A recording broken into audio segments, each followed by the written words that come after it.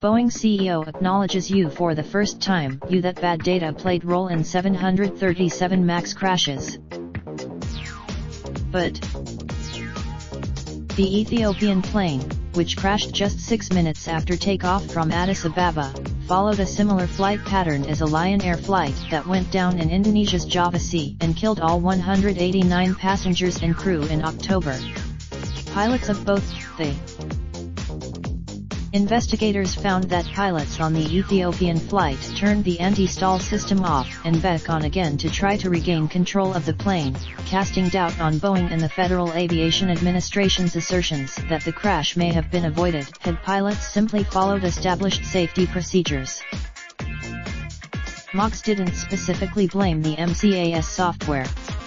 However, since Boeing and the Federal Aviation Administration had previously been trying to pin responsibility on the pilots.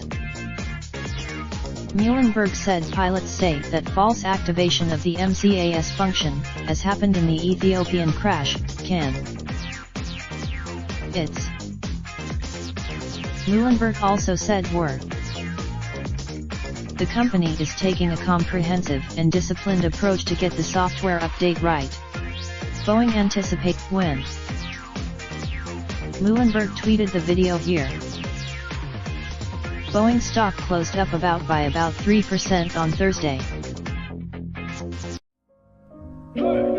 Raindrop, drop top smoking, no cooking the hot pot. Fucking on your bitch, yeah, that. Looking up, open the park pot.